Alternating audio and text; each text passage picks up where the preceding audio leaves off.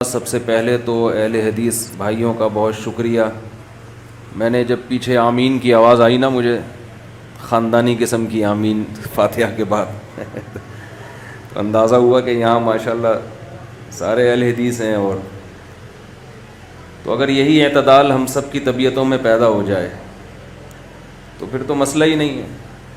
سعودی عرب میں آپ دیکھیں، ایک آدمی ہاتھ چھوڑ کے کھڑا ہوا ہوگا، ساتھ والا نے ادھر ہاتھ باندھا ہوا، تیسرے والے نے ناف پہ، چوتھے والے نے سینے پہ. ایک رفع الیدین کر رہا ہے، ایک نہیں کر رہا، ایک آمین کہہ رہا ہے، ایک نہیں کہہ رہا. تو اگر یہ سب چیزیں ہم برداشت کر لیں تو میرا خیال ہے پھر تو مسئلہ ہی حل ہو جائے.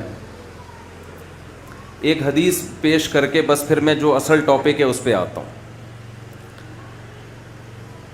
بخاری اور مسلم کی متفقن علیہ صحیح حدیث ہے بنو قریظہ کی. اس حدیث میں کچھ علمی نکتے ہیں، وہ نوٹ کر، وہ تو حدیث تو آپ سب نے سنی ہوگی لیکن اس میں کچھ اہم پوائنٹ ہیں نوٹ کرنے کے.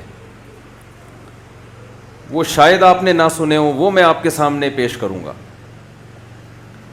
آپ صلی اللہ علیہ وسلم نے بنو قریظہ کی طرف ایک لشکر بھیجا اور حکم دیا کہ جب تک بنو قریظہ نہ پہنچ جاؤ عصر کی نماز نہیں پڑھنی.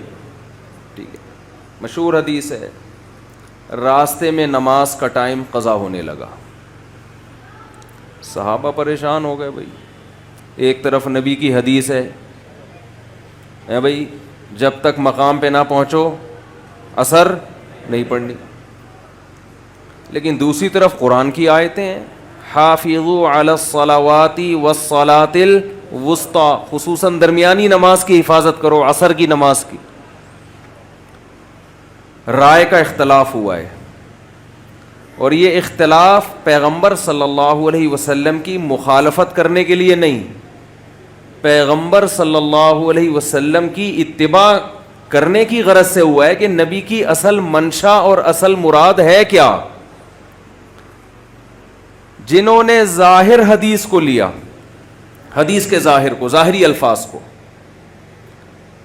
انہوں نے کیا کیا کہ بھائی ہم نے نبی کے قول کے ظاہری الفاظ کو لینا ہے کہ عصر کی نماز جب تک بنو قریظہ نہ پہنچ جاؤ کسی نے نہیں پڑھنی. بس ہمارے لیے اتنا کافی. اس کی باریکی میں جانا، اس کا مفہوم تلاش کرنا، اس کا اصل مقصد کیا تھا، اصل منشا کیا تھی، ہم اس کے مکلف نہیں ہیں. تو انہوں نے نماز قضا کر دی. دوسرے فریق نے کیا کہا، بھائی نبی کی منشا یہ نہیں ہے، الفاظ تو یہ ہیں، منشا یہ نہیں. نبی عالم الغیب نہیں ہے، آپ کو کیا پتا کہ ہم بنو قریظہ جب پہنچیں گے تو نماز ہی قضا ہو جائے گی. اور یہ جو قرآن کا حکم ہے حافظوا علی الصلوات والصلاۃ الوسطی، یہ ایک عمومی حکم ہے. یہ قرآن کی آیت اصل ہے، اور حدیث ایک خاص شرط کے ساتھ مقید. یہ میں اصطلاحی زبان میں اس کو سمجھانے کی کوشش کر رہا ہوں. صحابہ نے اتنی ٹیکنیکل بحث نہیں کی تھی، انہوں نے تو سادہ نا، یہ تو میں ایک فقہی اور اصطلاحی انداز سے سمجھا رہا ہوں کہ اصل تو قرآن کی ایک آیت ہے، اور نبی کی جو مشہور اور متواتر حکم ہے وہ تو نماز کے قضا کرنے کی تو اجازت نہیں ہے، اسلام میں تصور نہیں ہے. تو یہ جو حکم دیا جا رہا ہے کہ بنو قریظہ پہنچنے سے پہلے، یہ ایک قید اس میں لگی ہوئی ہے. وہ قید یہ ہے کہ بشرطے کہ وہاں پہنچ جاؤ، اگرچہ اس کی صراحت نہیں ہے. دوسرے دلائل کی روشنی میں یہ شرط کی صراحت کی ضرورت نہیں تھی، یہ شرط لگی ہوئی ہے.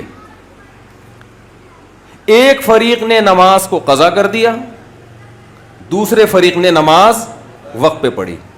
دیکھو نبی کے دور میں جو واقعات ہوئے ہیں نا، وہ اتفاقی نہیں ہیں، وہ اللہ کی طرف سے وجود میں لائے گئے ہیں امت کو ایک سبق دینے کے لیے. اسلام میں دو قسم کے اختلاف ہیں. ایک بنیادی عقائد، یہ بنیادی کا لفظ اس لیے بتا رہا ہوں کہ جب عقیدوں کی پیچیدگی میں جائیں گے تو اس میں بھی اختلاف ہوگا اہل حق کا.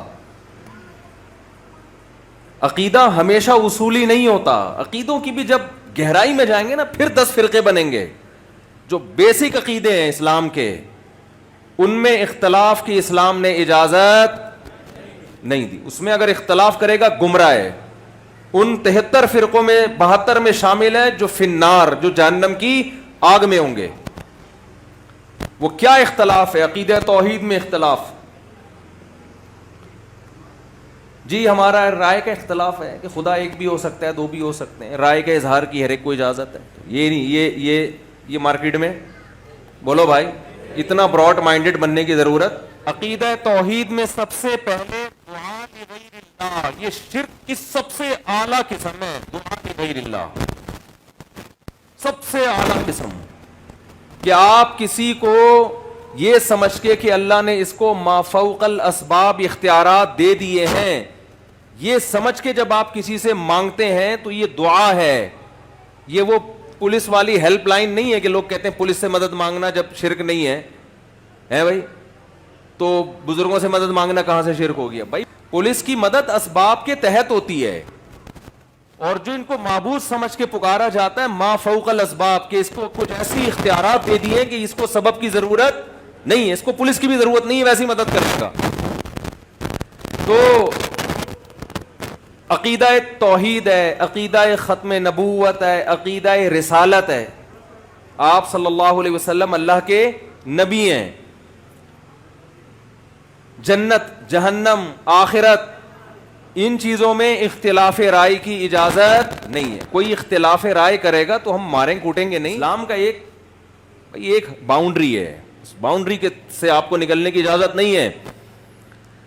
تو بیسک عقیدے، عقیدہ توحید ہے، عقیدہ رسالت ہے، عقیدہ تقدیر ہے.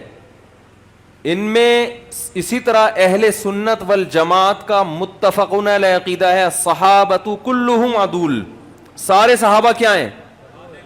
عادل ہیں. حضرت معاویہ رضی اللہ تعالی عنہ سے مروی حدیثیں بخاری میں بھی ہیں، مسلم میں بھی ہیں. کوئی ایک محدث ایسا نہیں ہے جس نے حضرت معاویہ کی حدیث کو معاویہ ہونے کی وجہ سے چھوڑا ہو. کوئی ایک محدث ایسا نہیں ہے. دوسری بات ہے فروعی مسائل. اب مجھے ایک بات بتاؤ کہ فروعی مسئلے میں اسلام میں جو عملی مسائل ہیں ان میں سب سے زیادہ، یعنی توحید کے بعد سب سے اہم حکم نماز کا ہے یا نہیں ہے؟ جب آدمی مسلمان ہوتا ہے، یعنی شرک کے بعد سب سے بڑا جرم گناہ کیا ہے اسلام میں؟ نماز قضا کر دینا. امام احمد ابن حنبل تو اس کے قائل ہیں کہ وہ اسلام سے ہی خارج، اور عبداللہ بن مسعود کی صحیح حدیث بھی ہے اس بارے میں کہ ہم نبی کے دور میں کسی گناہ کو کفر نہیں سمجھتے تھے، لیکن نماز چھوڑنے کو ہم کیا سمجھتے تھے؟